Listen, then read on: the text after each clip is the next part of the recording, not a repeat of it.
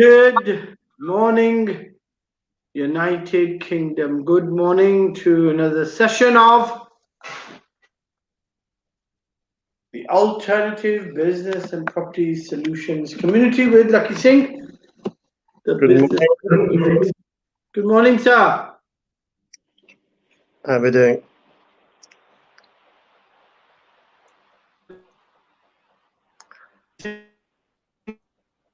So you seem to have frozen on your side.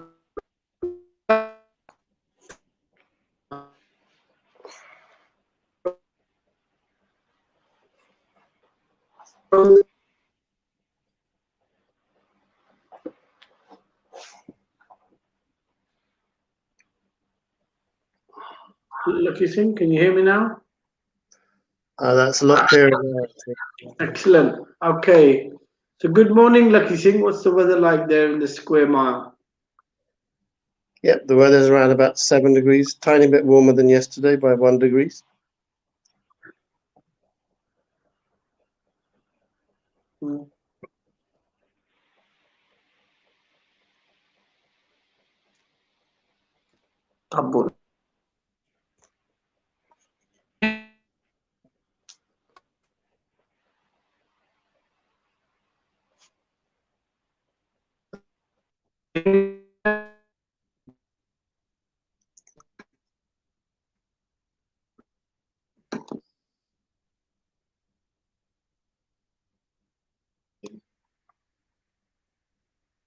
Hello there.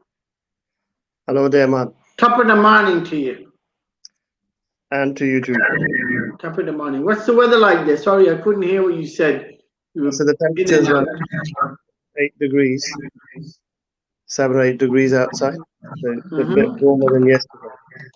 Good, excellent. It's cold for the last week, 4 or 5 days in London.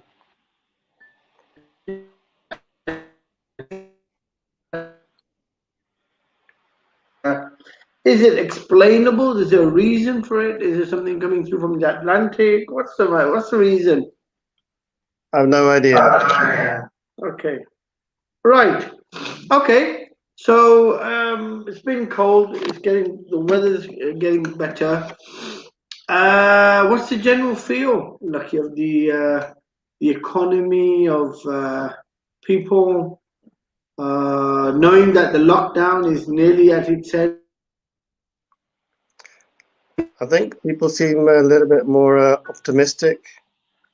A lot of people seem to be thinking that things are going to literally go back to normal, as nothing had really happened, and that the property sector is not going to get affected at all.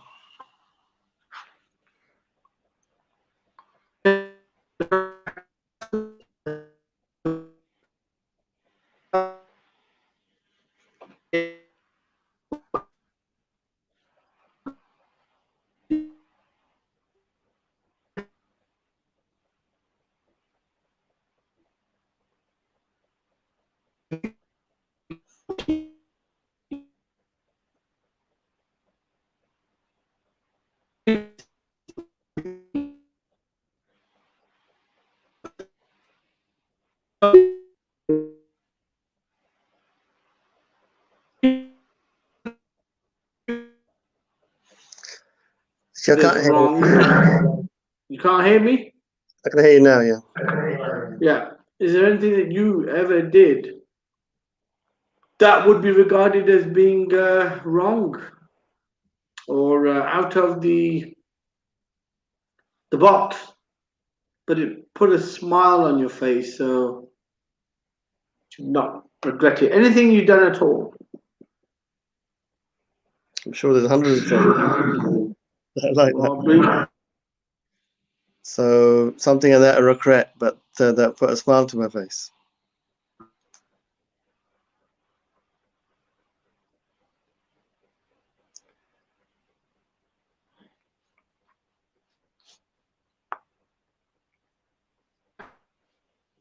I'm thinking actually. So something that I regretted, and that's put a smile to my face. Okay.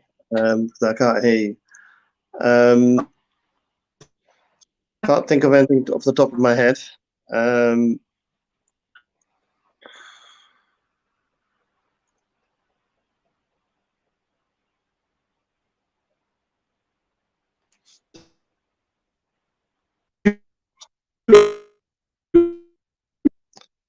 Got Julie Ford on the wings. Morning, Julie. How you doing?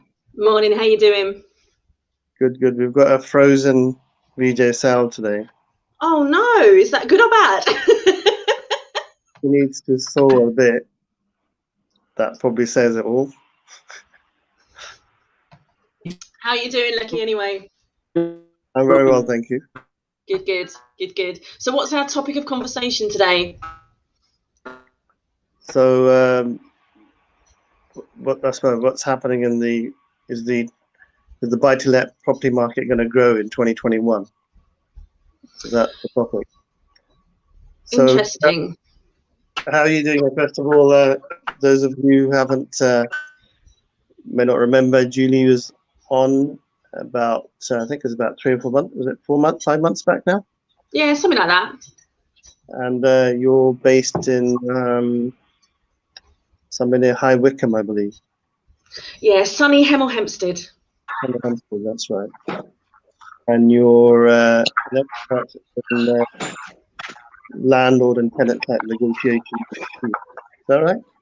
Yeah, that's right. So I work with landlords and letting agents that have got issues with their tenants, whether that's rent arrears, antisocial behaviour, anything like that, and I help them resolve the problems. Fantastic. I think VJ Sal's seems to be back, but can't quite tell. You look a bit frozen to me. Anyway, so how you been getting on? Have you been very busy? Yeah, really busy. Obviously, with the extension to the eviction ban and everything that's been going on in the private rented sector, my business has grown considerably. The amount of landlords and letting agents that are having issues, and obviously I'm helping them with those. So yeah, I've been really, really busy. But thankfully, I've had a nice week of relaxation last week, and back to the grindstone again this morning. Well, okay. And I suppose the main topic, the sort of tagline or the call it the quote of the week, which is what VJ Sal sort of said half. So I'm going to try and read between the lines and try to second guess what he was saying. Actually, he said, "Do you have any regrets? And when you did something, but when you did it, basically it turned out to be quite funny." So have you had situations like that where you've done something, you regretted it, but then at the end thought that's quite funny? That's what I want to. I don't know. I don't really sort of believe in regrets, to be honest with you. I think everything we do, whether it's right or wrong, is a learning curve somewhere along the line. So there's decisions I've made when I've looked back and thought, oh, is that the best decision I ever made? But I made the decision with the best information I had at the time. So I don't really have any regrets, no. I've had quite a few funny situations, but yeah, I certainly don't feel like I've got any regrets in life, no. I think VJ is back on now. We may regret. I'm back. Yeah. Right. Can you see me? Can you hear me? Yeah. Excellent. Right. Okay. The question, yes, Lakhi. Question is, never regret having done something that brings a smile to your face. And it doesn't mean what you did was right.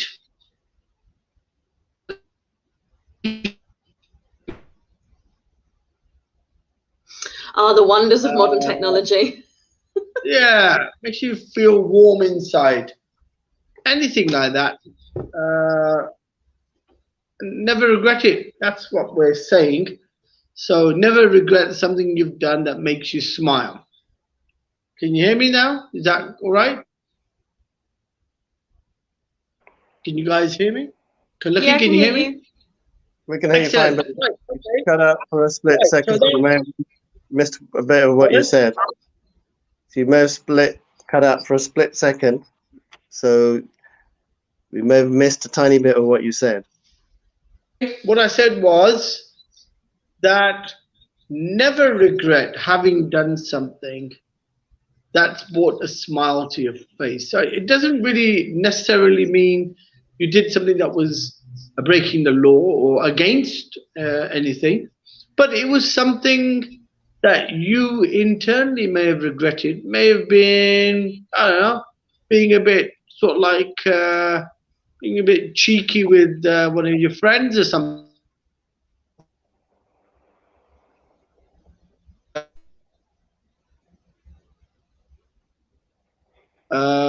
Close to, I don't know, it could be with somebody that got upset, but it brings a smile to your face because in your head it was funny. So it's all about what is funny to yourself. It's all about what you find funny. So it's not necessarily something that other people would accept.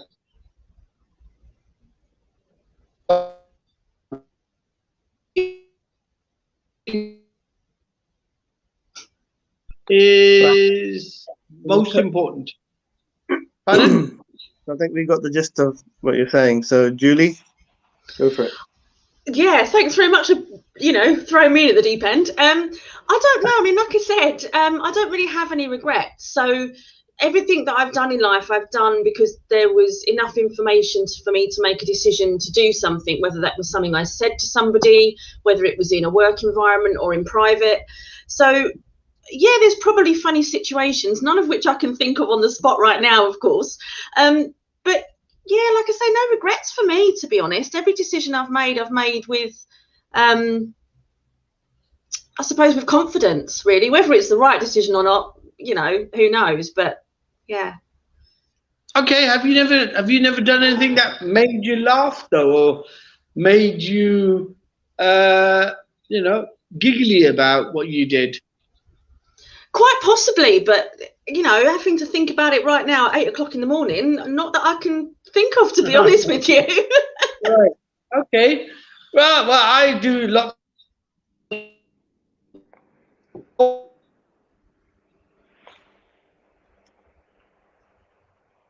Probably are not funny to everybody else, you know, but it's not about what other people find funny. This is actually about internal happiness. And Lakhi Singh, what about you? I mean, I'm sure you've done lots of things that were funny in your head about events or people or something that you did. Have you ever had that funny moment in your head? Actually, like Julie, I can't think of anything. Maybe it's too early on a Monday morning to be able to think of exciting, adventurous things which I've done which are quite funny. I've done a few surprise parties and surprise birthday parties, or surprise sort of suddenly popped out out of a bush and surprised my surprise a girlfriend once on New Year's Eve. She wasn't expecting it, like, because she was in an obscure island somewhere. So I got sort of flew in, drove in about flew about 4,000 or 5,000 miles, drove in by car, then got smuggled in to where she was staying, and then surprised her with some flowers at midnight, that sort of thing. Very nice. Excelente. Well, that's the type of thing we're talking about. Exciting. Being a bit romantic and being a bit exciting. Right, okay. So obviously both of you are boring, and we will ignore that bit of the topic. Let's talk about 21. And let's talk about the buy-to-let hotspots in 21. Do you know of any hotspots, Julie, for the buy-to-let? I don't know about hotspots, to be honest with you. I think from the buy-to-let market point of view, we're going to see less and less interest in single lets and more interest in HMOs, serviced accommodation, co-living spaces.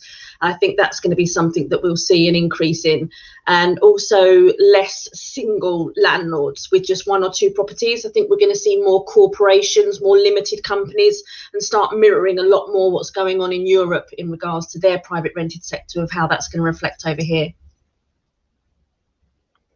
Right. Every time you speak, Julie, VGSL seems to freeze. I think. That's if I cast a spell or something.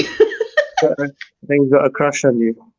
Is that a crush or a crash? I think he's incredibly shy, and then what happens is that when he speaks, he freezes. I think he's now re-emerged and then unemerged, I think. Oh, okay. Okay, so I'll try and attempt to answer that question as well. Are we going to have hotspots for buy-to-let around the UK while we're waiting for VGSL to come back on? I think definitely you're going to get hotspots. I think in general, obviously, VGSL is back on again for a second.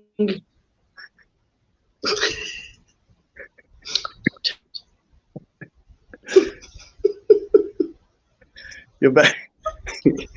You're back on with this now. But you're frozen again. Okay. So it's back on and back off again. Okay, so hotspots. I think the main cities around England, obviously places like Cardiff, Bristol, Manchester, I think all cities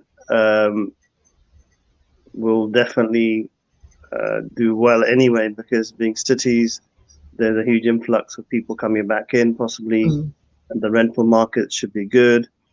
I think my concern is that the bulk of places which are more remote, because there's a tightness in unemployment and income, might find that a lot of remote places which are more not inland, not holiday places, they will actually be suffering, because they may not actually get the service accommodation tenants that they're expecting, or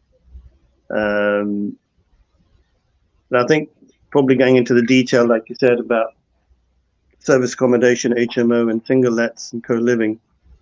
Yeah, there'll probably be a lot of tactical plays of what happens in certain areas. And I think England as a whole, there's a possibility that there could be a big crash in the market as well.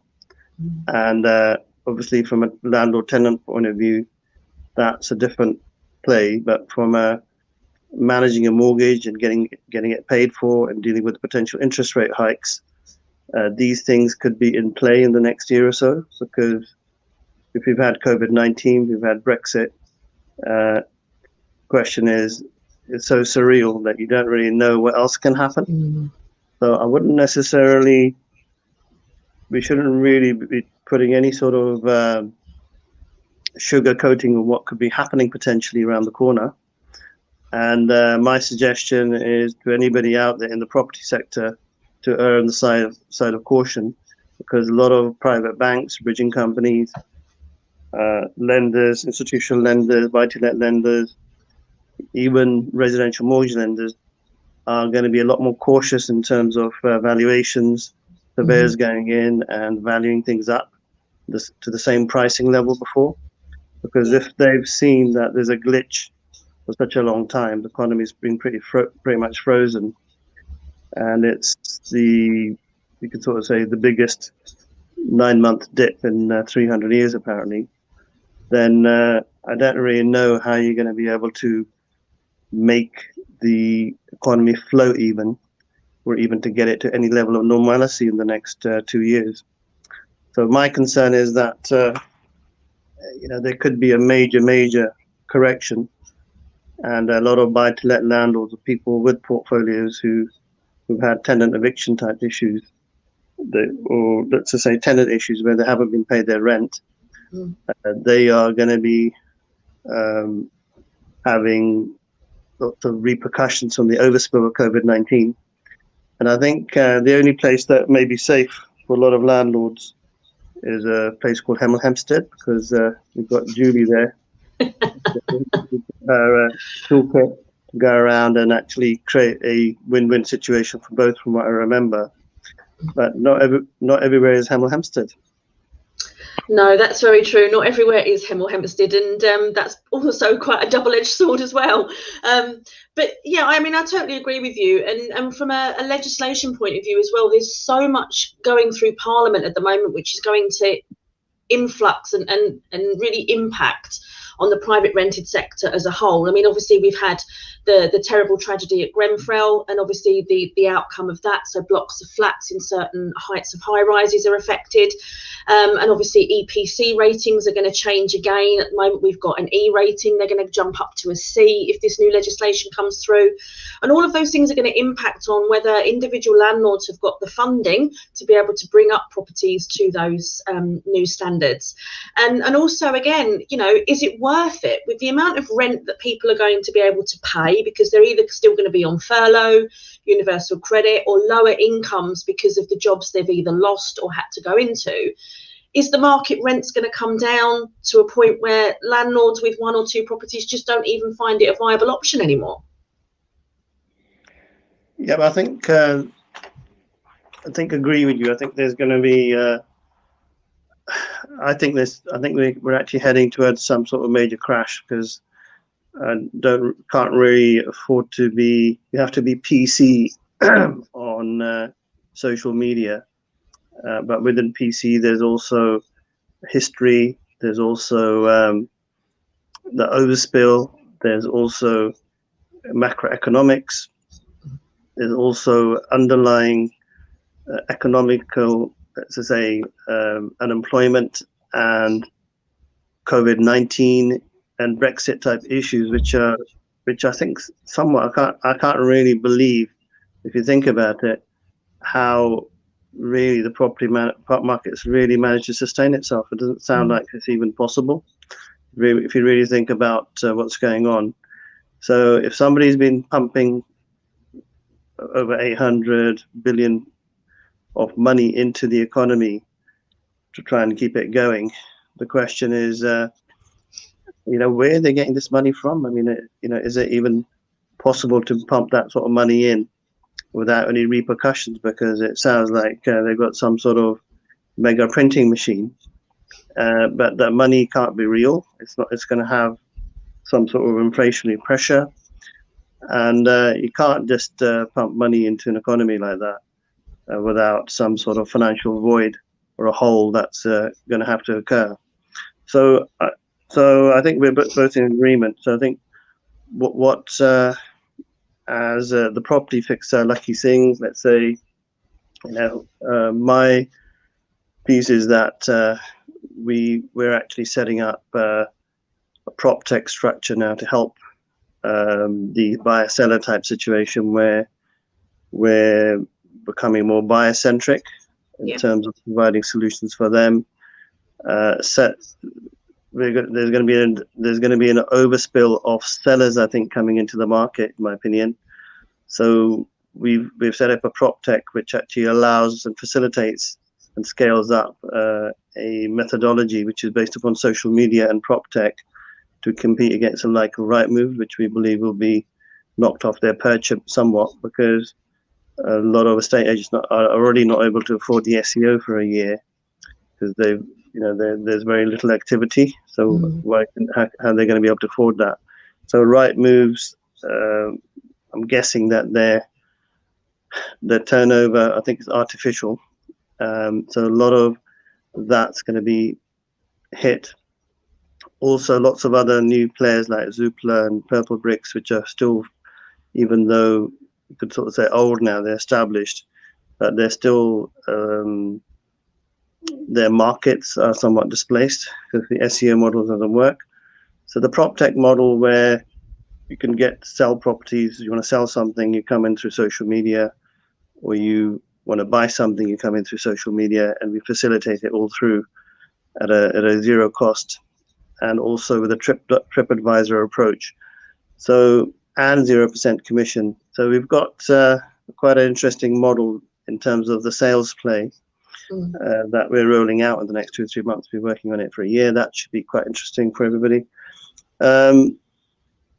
tell me for yourself, I mean, what are the, let's just say, the biggest risks that landlords should be looking out for? I'll come on to some of the other things that we're rolling into the market, so I can sort of see where you're coming from. But if you're a landlord, let's just say you got 15 properties, because they're all landlords have a lot of properties around the country, not necessarily always in London. Yeah. Because they've been cheaper to buy and easier to source and easier to fund. What are the major risks do you think they should be looking out for, especially with the battle on the street, so to speak, in terms of what you've seen in Hemel? I'm sure that's going to replicate itself in, let's say, thousands of pockets around the UK. Absolutely. I think from my point of view, the first risk that landlords are going to be seeing is just the lack of agents out there. Since COVID, first lockdown, second lockdown, we've seen a lot of agents literally just close up, walk away, handing portfolios over to other agents, lots of handing over of management portfolios.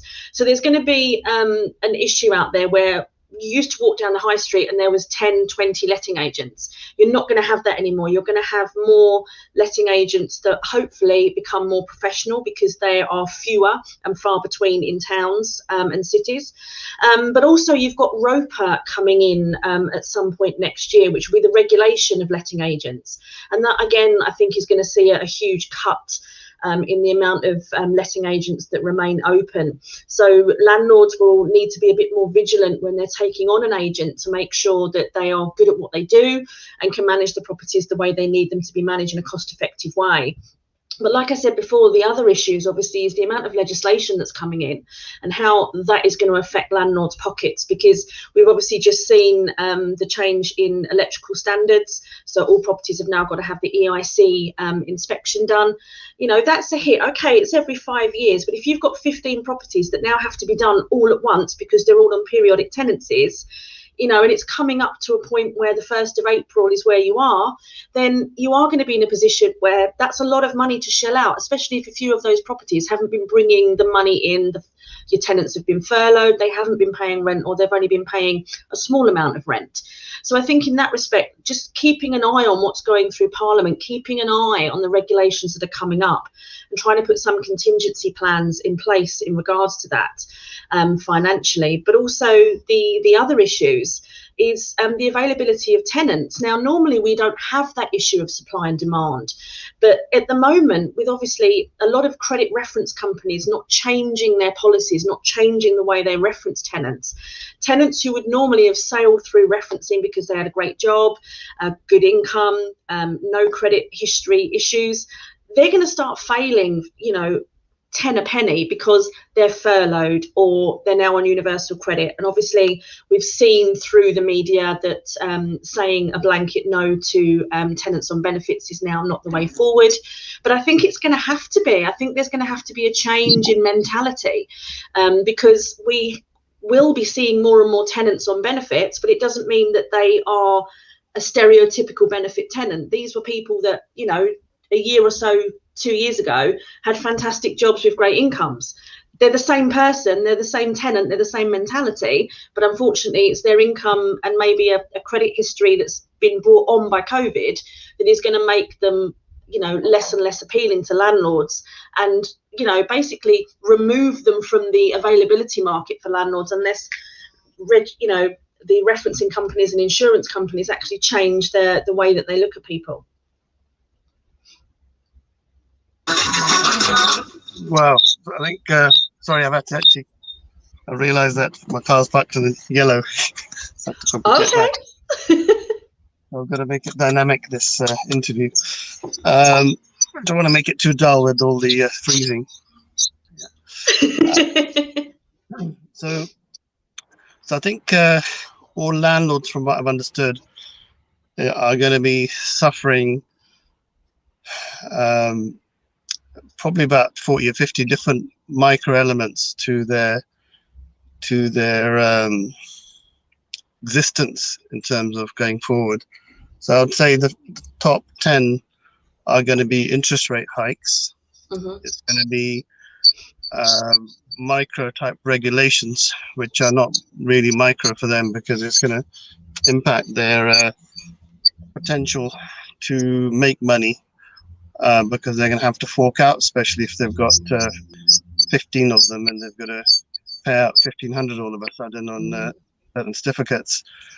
And then on the EIC, if they've got regulations around trying to bring up the level of property in terms of the not just the EIC, the other, what's the other one called, where EPC. EPC, that's right. So you've got to get the extra bit in to reduce the gases, the emissions. Yeah. And if you don't do that to the level that that's required, then you're in a risk of actually getting fined. And what's really interesting is that a lot of these things have already been implemented in Wales with the smart rent, and they came into play in April 2020. And so I can only imagine really how a lot of those landlords might be suffering already in their with the practical steps in dealing with these type of things anyway. So there's probably quite a lot of case studies about how to manage, how to deal with them. Yeah. But a lot of these, what's happening is, one of the worst things that's happening at the moment, Julia, is that in normal circumstances, there'd be journalists or people talking a bit more at certain magazines, and there'll be a lot more information about what's really going on. But because the dynamic with COVID-19 and access to information, I presume people like me and you organizing these type of community programs are the ones which are pulling out real data, real information, because we're sort of on the ground talking to people every day. Because I've actually, the first lockdown I was actually did manage to lock down, but for the last 2 lockdowns I've actually been working throughout because of the type of work we do as an estate agency. But it's been quite horrendous for a lot of landlords in terms of these micro issues that will come up. But I think there's a lot more. Those are the three that I mentioned, but there's the tax issues which kicked in around the interest. You can't really offset your interest against your bank payments anymore. Then if surveyors do go in this market, they're going to value that you're trying to refinance a property. They may not necessarily value up the property at the value that you're anticipating. That's actually, I would say, at very high risk. I've got a lot of mortgage brokers might be trying to get a nice little spin on it, like just get your refinance done. But if I was, and I think a lot of people are going to be spending money, time and effort on surveys, fees. But first of all, they're going to find that they can't really get the valuation at the level that they want for refinance. Secondly, they're going to find that because of all these additional things that need to be done, the bank's going to say, look, I need this certificate, EIC, I need the emission certificate, that one. And how do we, then they think, actually, that was 15 properties and I need to do all that. I'd run out of money because the 3 tenants didn't pay me. So you're going to get a lot of, I would say, implosions of portfolios, mini implosions. So the only way to get out of that would be possibly selling a couple of assets and releasing equity. But if the market's really slow in terms of moving because of surveyors not valuing properly or being slow, solicitors being slow, estate agents being slow, people providing certificates being slow, searches being slow, land registry being slow, and it's a management company on a flat with the lease being super slow because they've had to sack their staff because they haven't had any income, or they've haven't got it all going on as they were before. So a sale could typically take about 6 to 8 months. That's the average sale time, which is what I'm finding anyway. What are you finding in terms of sales lead times? I know that you're working more on the letting sector, but obviously when you're talking to landlords, they're probably just talking about all the other day-to-day macro problems as well. Yeah, I mean, I totally agree with you. And what we've seen, what we would normally expect as a textbook sale, it certainly isn't that anymore. There isn't a textbook anything in the property industry at the moment. But you're absolutely right. You know, the length of time a sale is taking, this is a huge impact on landlords because they can't free up the equity that they need to be able to sustain and support the rest of their portfolio. Or it could just be a case of, you know, they have literally had enough in the private rented sector and they want out. But, you know, it's very difficult to sell at the moment if you've still got tenants in situ, for example. A lot of investors would have been happy to take on a tenanted property because obviously that reduces costs once it's purchased. But with tenants not paying rent at the moment or paying less rent or rents not being able to be increased because of a tenant's income, even that position of selling a property with a tenant in situ is becoming more and more of a problem for landlords, and mortgage companies as well, like you say, are in a position where they are being as picky as they want to be because they have that luxury at the moment of being picky, and it's really forcing people to either private sell or take a real hit on the price of the property, whereas normally they'd probably get market value for it. So it's a very precarious type position for a lot of existing landlords. So change the topic a tiny bit. I think between me and you, I think we understand the sales and letting sectors to the T somewhat, I would say, because we've just been sitting in it every day. And I think probably a lot of people are far removed because they've had to probably work from home quite a lot and not probably really seeing what's going on the ground. Yeah. So let's just say if you're a starter, got let's say furloughed and now you lost your job, but you got a couple of hundred lying around the bank thinking, okay, I might as well get into property. What are the 4 or 5 new nuances that you would point out, generally anyway, in terms of how they should be looking to invest? I think that's probably quite a critical question if you're talking about the growth of buy-to-let. Yeah, absolutely. And a really good question, because I see that quite a lot, especially on social media platforms. People saying, I want to get into property. What's your advice? What's the best option to get into? And unfortunately, it does come down to the individual. You know, what do they want out of being in property? Do they want to be hands-on? Do they want to just have this, you know, I don't really like the word, but this passive income side to property? And how much of a turnover do they want? How much profit do they want? Do they just want it as a longevity so that they've got a pension in 20, 30, 40 years' time? Or do they want instant cash out of it? So once you've established all of those things, then you can look at the options available to you. Obviously, serviced accommodation is going to be the quickest income stream because you can start renting out pretty much straight away. There's not so much legislation with regards to serviced accommodation, holiday lets, that sort of thing. But when you're going into the private rented sector, before you even decide what type of property you want to get into, you're looking at the legislation. Can you afford to even get the property up to a rentable standard before you're even renting it out? And then obviously there's the cost implications of that as well. So it really does depend. I mean, I would say personally that HMOs are probably the best way forward as a strategy at the moment, because more and more people can only afford to rent a room, and the availability of HMOs will be in a position where you've got more supply and demand in that area. But at the same time, because most people will be selling up their single lets, there's still going to be those tenants in that market that will need the single lets. And then maybe look at a strategy that works with maybe housing associations or local council. So you're working directly with them, and that gives you more of a guaranteed rental income. So that's something else that I'd advise anyone getting into property, first of all, to look at. Okay, well, quite a lot of information to take on there. Okay, so there's lots of different strategies for making money.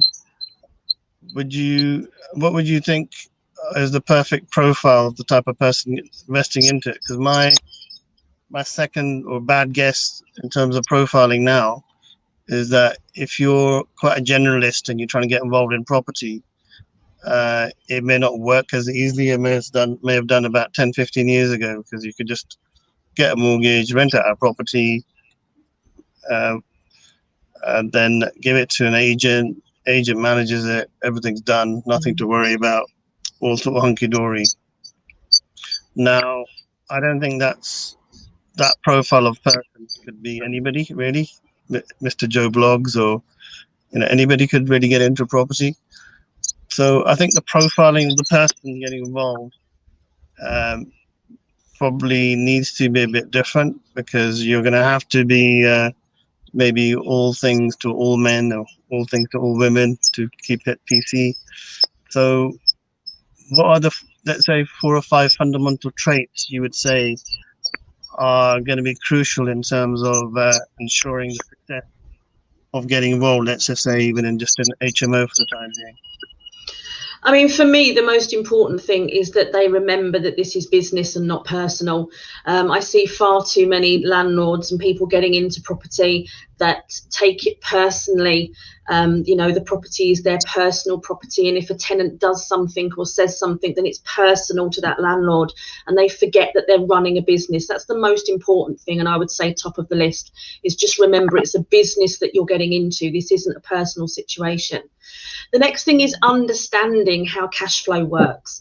I see far too many people get into this and they think just having a couple of grand in the bank is enough for a buffer, but you don't know what's going to go wrong. So making sure you've got enough money there and putting something aside every single month just to build up that buffer of money to ensure that should something go wrong, like a new boiler needs replacing, you're not then in a position where you're struggling around trying to afford that, or hoping that the tenant pays their rent on time so you can pay the plumber half of it.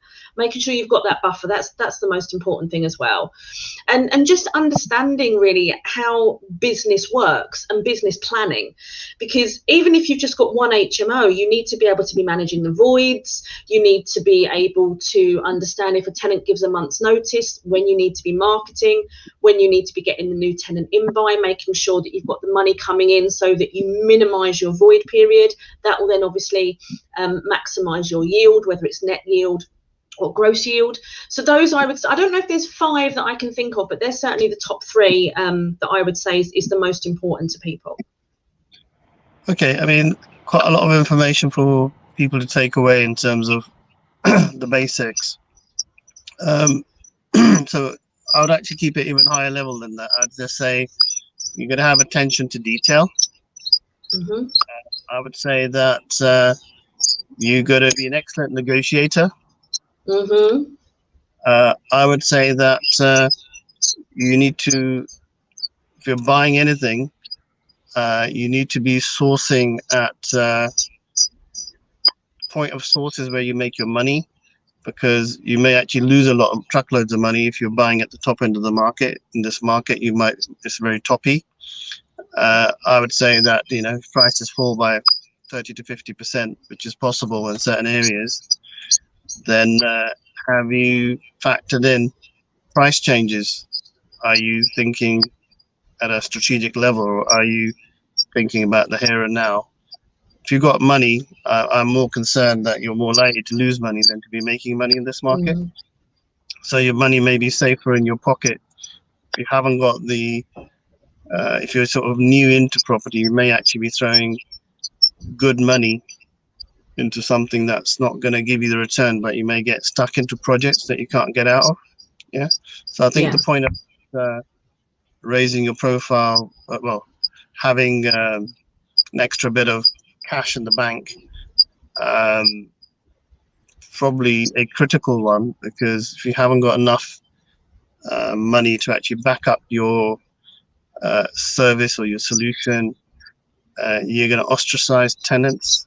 You're might be ostracizing a potential seller of your property if you can't do certain things, or certain things need to be done.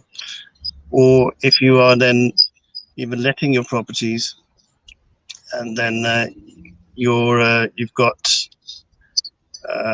let's just say certain stipulation all of a sudden from the government for an HMO license in Scotland or something that you weren't anticipating, because you thought it was a X type of license that's required in a particular area, but all of a sudden it's another type of license, and it's in that council region they may actually just be implementing something that's about to come in and you weren't aware of it.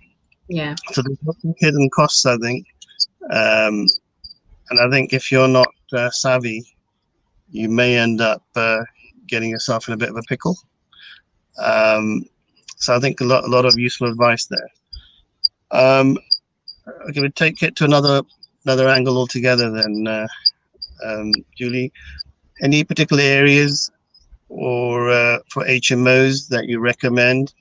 And typically, what sort of yield would you be looking for? For example, I've got a HMO in London come up, which yields at gross about 5% at 1.3 million. And I've got another one that's come up, grossing up about 11, I think it's about 15% in Nottinghamshire or something. Is there any particular knowledge and skills that you've got in terms of doing the numbers? What are the sort of 4 or 5, let's say, mix of key things people should be looking out on day one when they're purchasing? It's obviously the area is going to be really important, but you've got to start off understanding who your client group is going to be. Who are your customers? Are you targeting this at students? If so, then obviously you need to be in a city with a university. Are you targeting it at specific NHS workers? Who is your target audience when you're purchasing a property? That's the most important thing, because then you've got to buy the property that meets their needs, not the property that you want to buy. And it's factoring in, you know, like you said before, the yield. The yield can be determined either by the type of client group that you've got or the market rents that you want to set. So I know that some landlords, the only clients that they will rent to, the only tenants, are tenants on benefits. So they know that their rental income is going to be only the local housing allowance. So they buy a property that gives them enough yield off the back of that without needing an additional top up from a market rent room or two in that HMO to balance it. So it really is just all about knowing who your customer is to start with, and then finding the properties to work with them. In regards to areas in the country, I think because more and more universities are going online and less students are needing to come to the UK to study, I think university towns are probably not the best option at the moment in regards to HMOs and buy-to-lets. But looking at maybe going outside of the buy-to-let market and looking at the options where, you know, there are businesses out there that need to have their staff working from home, but most people don't want to work from home. You know, it's lovely working from home, but if you've got 3 kids running around and the dog and the husband's at home as well and you just don't have the space, you know, looking at maybe having these hot space offices, look at the commercial side of things and offering that out. You know, you have a lot of less legislation. For financial layout is going to be slightly less as well. Mortgages are easier. And I think it might just be, you know, getting into a different market altogether, rather than just thinking, you know, buy-to-let is the only way. Well, quite a lot of information to take in there, but I think the key point that you're making is make sure you source something where there's a demand. Yeah, absolutely. And obviously, I think the more research you do on the area, understand all the dynamics, and the more variables you've got, the better, because you can never really know enough about your area. So I think anywhere I've ever invested, I've spent about a year or 6 months at least researching, or worked with a local partner who's understood the area and been working there for more than a couple of years, and understands the sales market, the lettings market, the social housing market now, and any sort of variables, because I've worked on quite a lot of different types of investment plays, from buying, refurbishing, letting, buying, getting planning, then letting, then buying, creating an HMO, then letting, then blah blah blah. So they go on, but you can never really know enough, to be honest, and that's the issue. And I think there's so much red tape now compared to what it was about 30 years ago when I started, when I was a lad. So I've got all the war wounds from that, but now it must be quite torturous looking at a lot of people getting involved. Julie, would you, if you knew how much of a minefield it was, would you yourself want to get involved in investing now yourself? What would your personal take be in terms of whether you want to get involved or not? My personal take is I have never ever wanted to invest in the UK. Like you say, it is an absolute minefield out there, and even with my knowledge and experience, I still don't think it would be somewhere from an income point of view that I'd want to invest in. So I made the decision to look outside of the UK, and I personally invest in France, and I find that France's systems for buying and renting out there are much simpler, and I also get a much better yield. So the properties that I have out there, I'm getting a 16% net yield on. So from my point of view, it makes more financial sense to invest out there because it's less financial outlay to start with, and you are pretty much renting out from day one. So basically, everything comes back to business fundamentals at the end of the day, if you don't mind me saying. And I think thinking back to what you're saying, trying to reflect back now the thousands of years ago when I started, I think when I initially started buying my first about 30 properties, it's about I think it's about 25, 30 years ago. The yield easily used to be 8% in London, and I only used to buy if it was about 10% yield, and if it was 8%, it was a bonus. Well, Yeah. 10% it was a bonus, and 8% was my minimum. So I do all my numbers. I'll be looking at a capital growth strategy. Now, in this market, if you're buying something at London, you're lucky if you're getting 4 or 5% yield on anything, to be honest. So the only places where you can get those type of yields, I think we had I think it's Holly Jennings, I think it was, or young lady from Sheffield, if I remember correctly. They actually had the perfect sort of purchasing and funding and then renting model, which ticked all the boxes for lenders, because they'd buy for around about 50, 60 refurb and then get the uplift. So it's all the same things we used to be able to do 20, 30 years ago in Sheffield. Now, but you have to also choose the right areas, because if it was too run down, then you're not really going to get the uplift. And if it's too high end, then your property may just stay in the price as it is, because it's one of the more expensive properties on the street. It's not going to go up in value. So all those basic things you could sort of say were workable then. But now I'm just thinking, is there an area like that's close to France, that 2 or 3 areas that you can think off the top of your head where you think, actually, if I hadn't have a choice of going international, I would go to blah blah place? I don't know really. I think maybe for me, I'd want to keep it as sort of family based. I would want to be investing in property where a family would want to live, where you've got the longevity of that family. So maybe seaside resorts, so people have got more outside space, or the countryside even, so people can move away from the towns and cities, because there's not the need to live in towns and cities anymore, especially as we're all pretty much working from home, and we've proved that we can. So that would probably be for me the ability for families to move out of the city. Right. Now, going back to this weird dynamic about COVID-19, let's just pin down about 3 major dynamics: unemployment, Brexit, change of duties. A lot of companies now restructuring. Quite a few businesses know they can set up offices abroad. Yeah. So they don't have to worry about the duties, because they have to run everything through twice sometimes when they're sending goods. Yeah. So you got Brexit, got the unemployment issue. Then you've got this weird fundamental around lockdown, which is, I would say, just a temporary thing, and things will probably go back to normal. but it's changed the psychology of people, which is that they may not want to be near other people psychologically. Although I think, with humans, they're very